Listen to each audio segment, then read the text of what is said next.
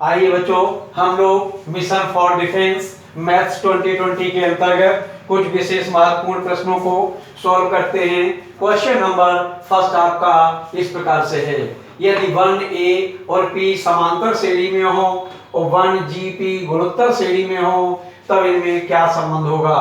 बच्चों ये बहुत इंपॉर्टेंट कॉन्सेप्ट है।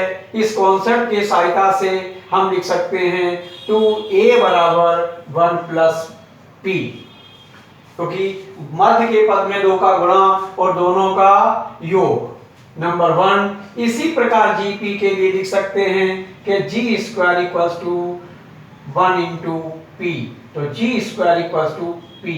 p का मान उठा के रख देंगे तो 2a equals to 1 plus g square, इसलिए 1 minus 2a plus g square equals to 0। बच्चों देखिए ये हमारा डी ऑप्शन करेक्ट है। ये बहुत इंपॉर्टेंट क्वेश्चन है जो एयरफोर्स एसएसआर में कई बार पूछा गया है। आइए बच्चों अब क्वेश्चन नंबर दूसरे पर चलते हैं। यदि a बराबर cos theta minus sin theta cos theta तब कौन सा संबंध सही होगा। ये बच्चों मैट्रिसेस का क्वेश्चन है। सबसे पहले a मॉड हम निकालेंगे। a मॉड का मान हमने देखा कि cos square theta minus minus plus sin square theta equals to 1। According to formula a inverse equals to adjoint a बटे a मॉड, इसलिए a इनवर्स एडजॉइन a बटे a मॉड का मान 1 है, इसलिए हम लिख सकते हैं a इनवर्स बराबर एडजॉइन a। देखिए पलक झपकते इसका आंसर आता है। ये कॉन्सेप्ट के क्वेश्चन में आता, हम कह सकते हैं कि इसका बी ऑप्शन सही है। आइए बच्चों हम लोग इस प्रश्नों को शॉर्ट ट्रिक से सॉल्व करें। क्वेश्चन अगला, फलन fx बराबर tan 4x माइनस 1 का आवर्त क्या होगा।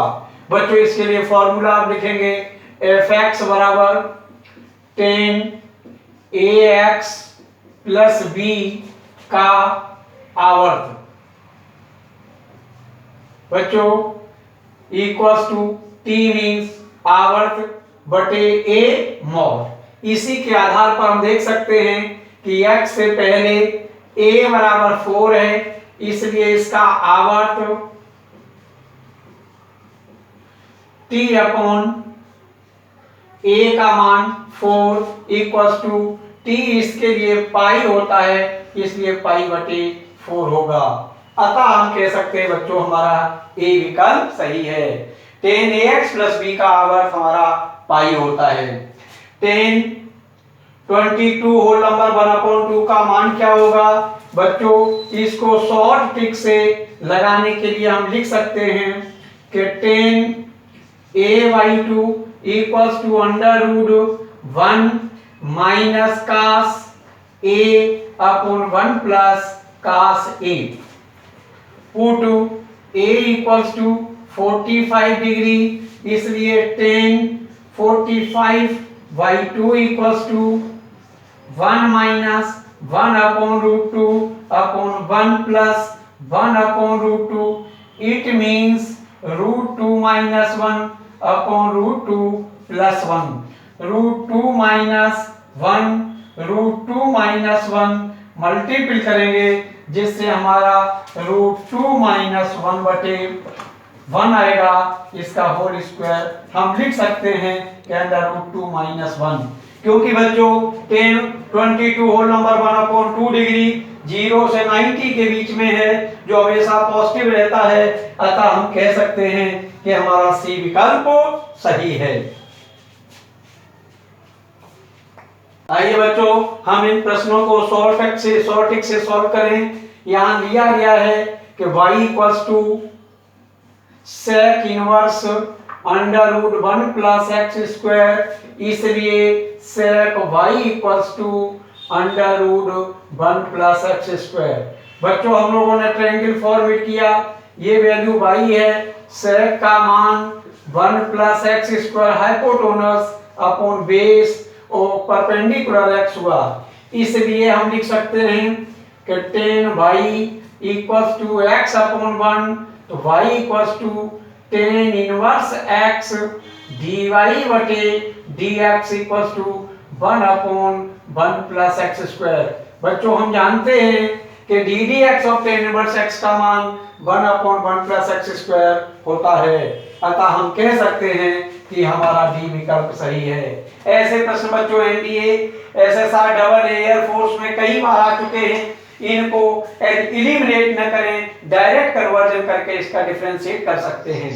इसी प्रकार यदि f(x) बराबर x minus greatest integer function, जहां ये महत्तम पूर्णांक फलन है, तो f माइनस 1/2 का मान क्या होगा? सबसे पहले हम ग्रेटेस्ट इंटीजर फंक्शन में माइनस 1/2 लगाते हैं। हम बताते हैं कि इसकी लेफ्ट वैल्यू -1 होती है, तब हम यहाँ पर EF minus 1/2 equals to minus 1/2 minus greatest integer function -1 के बराबर होगा, इसलिए -1/2 प्लस 1 इक्वल्स टू 1/2, अतः इसका डी विकल्प होगा। बच्चों ये बहुत इंपॉर्टेंट क्वेश्चन है, विद इन लाइनों में ये सॉल्व हो गया है। इस क्वेश्चन को अच्छे से प्रिपेयर करें, ये क्वेश्चन पूछे जा सकते हैं। आइए बच्चों हम इन प्रश्नों को ठीक से सॉल्व करें। 15 खिलाड़ियों के ग्रुप से 11 खिलाड़ियों को कितने प्रकार से चुना जा सकता है, जबकि टीम का कैप्टन हमेशा शामिल हो? तो बच्चों हम जानते हैं या n बराबर 15 माइनस 1 इक्वल टू 14। बट बच्चों हमने इसलिए घटाया है कि कैप्टन टीम में हमेशा उपस्थित रहता है, अतः इसे चुना नहीं जाएगा। r equal to 11 minus 1 equal to 10, इसीलिए चुने गए खिलाड़ियों में से कैप्टन को हटा दिया है। इसलिए चुनी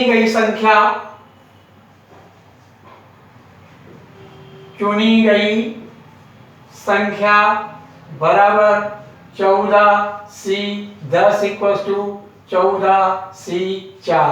NCR बराबर NCN minus R equals to 14/4, 13/3, 12/2 और 11/1। 4 3 जा 12, 3 7 जा 14, 13 7 जा 13 सत्ते 91 गुणे 11, 11 एकन 11 की एक हाथ से लगी 1, 11 99 और 100, 1001। अतः हम बच्चों कह सकते हैं कि हमारा सी विकल्प सही है। इसी प्रकार बच्चों यदि integration dx upon √1 minus x square बराबर sine inverse x equals to EF1x है, और integration dx upon √1 minus x square equal to cos inverse x equal to F2x है, तब इनमें कौन सा संबंध सही होगा? यहाँ माइनस लिखा है, इसलिए बच्चों हम यहाँ पर F1x माइनस F2x हमने इसको घटाया, तो घटाने पर ये क्या बनेगा? पहले साइन इनवर्स x और minus minus plus cos inverse x, इसलिए F inverse x minus F2x equals to sine inverse x plus cos inverse x बराबर π/2, जो कि कांस्टेंट है। और बच्चों इसमें यही निकालना था कि इसमें कौन सा संबंध सत्य होगा, अतः हम कह सकते हैं कि हमारा सी विकल्प सही है। They are very important question, they are solve in one liner, they are very very important for your defence examination. आइए बच्चों इन प्रश्नों को हम ठीक से सॉल्व करें। Question integration 0 to a plus b fx plus a upon fx plus a plus fb minus x का मान क्या होगा? बच्चों इसको हम शॉर्ट ट्रिक से सॉल्व कर सकते हैं। यहाँ पर सबसे पहले 0 लगा हुआ है, ऊपर a plus b लगा हुआ है, तो कई बार इसकी शॉर्ट ट्रिक बता चुके हैं। I equals to 1/2 upper limit minus lower limit minus lower limit. तो बच्चों हम देखते हैं कि 1/2 अपर लिमिट हमारी a प्लस बी है, लोअर लिमिट 0 है, equal to a plus b/2। अतः हमारा डी विकल्प सही है। dy बटे dx equal to 1/x plus y plus 1 का if मीन्स बच्चों इंटीग्रेटिंग फैक्टर, ये अपोजिट लिखा हुआ है। सबसे पहले इसको लिखेंगे dx बटे dy equal to x plus y plus 1, इसलिए dx बटे dy minus x equal to y plus 1। Linear equation दो प्रकार में x और y के पद में पाया जाता है। यहाँ हम integrating factor plus two e की पावर माइनस 1 इंटू x के पदों में है तो y लिखेंगे, और y के पदों में होता है तो x लिखते हैं, इक्वल टू e की पावर माइनस y। यही हमारा इंटीग्रेटिंग फैक्टर कहलाता है। हमने चेक किया, ये हमारा ऑप्शन ए में दिया गया है। बच्चों हमने ये सभी क्वेश्चन बहुत शॉर्ट ट्रिक से कराए हैं, इनको करने का प्रयास करें। They are very very important question for your defence examination.